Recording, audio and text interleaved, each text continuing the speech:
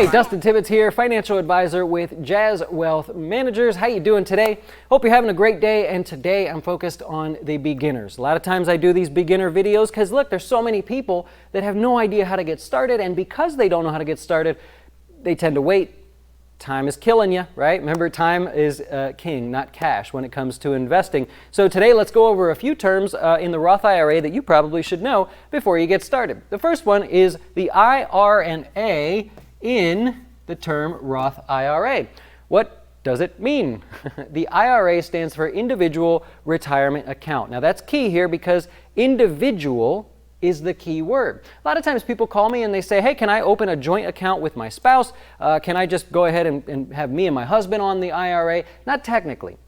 What you're going to do is if you want the IRA or the Roth IRA, you open it in your name. The IRS says individual. It's got to be the individual. But if you're married, you put your spouse as the immediate beneficiary. Now, in a Roth IRA, if your spouse is the immediate beneficiary and something bad happens to you, well, your spouse gets to take over the Roth IRA as if it was theirs from the whole get-go, from day one. So they get that same benefit of having the Roth IRA. In fact, we really just sort of wipe your name off and put your spouse's name on there, and life goes on. Well, not for you, but you get what I'm saying. So IRA is individual. The closest way you can get it to being a joint account is putting your spouse as the beneficiary. All right, next, qualified versus non-qualified withdrawals, right? You got qualified withdrawals, we'll just go like that, and then non-qualified withdrawals.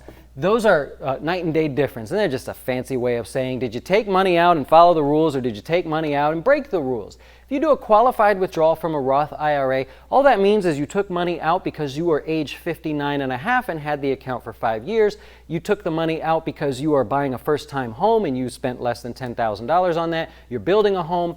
You took money out for college expenses. There's a whole list of things if you're disabled and things like that. Well, that'd be a qualified withdrawal, which means you won't pay any penalty when you take those out. A non-qualified withdrawal would mean you broke the rules, right? You started a Roth IRA, you let it grow for a little bit, you are not retired, and you took all of the money out. Well, if you do that, then you have to pay the penalty and the taxes. Now, what people get tripped up on here is that any dollar you put in, you can always take it back out. There's no penalty, there's no tax on it because it's a post-tax dollar. So a Roth IRA offers incredible flexibility because you put a dollar in, something happens, you need to take the dollar out, no problem.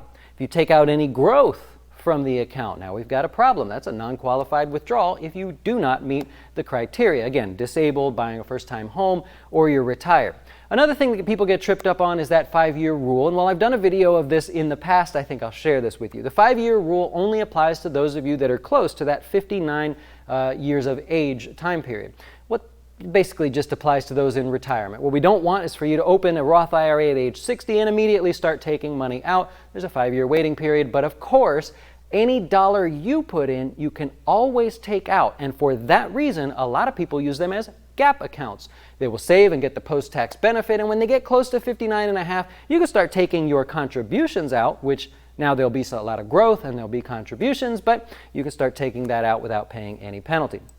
All right, another one here, contribution limit. I don't probably have to write all this out, but you have a contribution limit each and every year. Currently, it is $6,000 if you're under the age of 50 and $7,000 if you're over the age of 50 for 2019. Now, they raise this every so often, so this isn't something where it's stagnant, right? Every few years they raise it, and it's actually tied to inflation, but inflation's been low, so we just kind of say every few years they raise it. At some point, it will go up faster if the rate of inflation happens to go up, but right now inflation is pretty much low. So that's the most you can put in. Here's the takeaway though. What if you put too much in? This happens all the time. We've got a lot of customers here that are brand new and they don't know much about investing.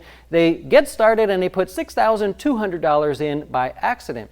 You can fix it, right? I've fixed dozens and dozens and dozens of accounts, usually monthly, for people that have done this.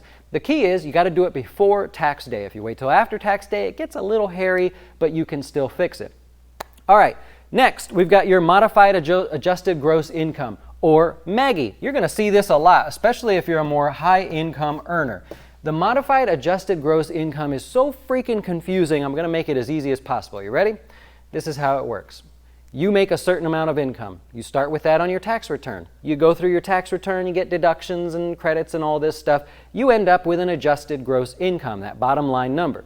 Your modified adjusted gross income, you just go back a few steps. So you start with your income, you get all your deductions, you get adjusted gross income. Modified adjusted gross income says go ahead and add back in some of those credits like student loans. If you had an IRA deduction, those get added back into it. Now, modified adjusted gross income is what people focus on, or I should say what the IRS focuses on when it comes to making Roth IRA contributions. In a Roth IRA, if you are a single person and you file your taxes that way, for 2019, if you make over $137,000 in modified adjusted gross income, then you technically can't contribute directly to the Roth. Now, give me a call. I can help you get money into the Roth. It's just a little bit more of a process, but you can't technically contribute directly. If you're married and you're filing jointly, then it's $203,000 modified adjusted gross income. A lot of people think it's their income. I get so many calls every week where people say, I make $200,000 a year and therefore I can't have a Roth. Dustin, help me. And I go, well, all right, you made $200,000. What's your adjusted gross income? What's your modified adjusted gross income? And I can help you kind of work through that to figure it out. And so that's that one there. All right, the final one that I have for you, I'm just not going to write it out, is the Roth rollover. Actually, we are going to draw this one out.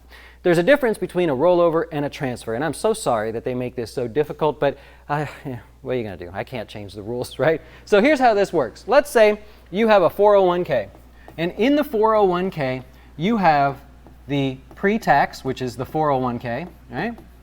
And then you were offered the Roth 401k, right? Those are two sort of separate things here. This is all post-tax, by the way, right? So when you leave your job and you go to do a rollover, right? You're done. You want to move it into an IRA. This money goes into an IRA, and that's just called a rollover. No big deal. This money goes into a Roth IRA, and that's called a Roth rollover. It's important that you separate the two. Why? Because some of that money has been taxed and some of it has not, and you'd like to keep it that way. You don't want to mess this up. A lot of people take their entire amount and unknowingly put it in an IRA. Believe it or not, there's not really anyone that's going to catch that unless they're really good at the brokerage firm you work with or you work with an advisor. They may notice the two different checks. But if you happen to put it all into the IRA, guess what? Now you're moving forward, you forget about it. It's technically all pre-tax money. That's not fair, right? You already paid tax on some of that. So a Roth rollover just means, hey, the Roth portion of my TSP, my 401k, my 403b, whatever plan you have, the Roth portion is going into the Roth IRA, simple as that. Well, I hope that helps you. Hey, we do a show every day, 5 o'clock, live on our YouTube channel, jazzWealth Managers. It's live at 5 o'clock Eastern, actually. And we talk about the stock market, the good, the bad, and the ugly. We'll cover it every single day, earnings, news, you name it. We will be there, and I hope you'll join us. Hope you enjoyed the video for the beginners here today, and we'll see you later. Why should you choose jazzWealth as your retirement or long-term investing service? Our portfolios are managed by us, not some faceless mutual fund manager. Our private classes will teach you everything about investing and getting your dough straight. Best of all, our fiduciary standard means your best interest comes before ours.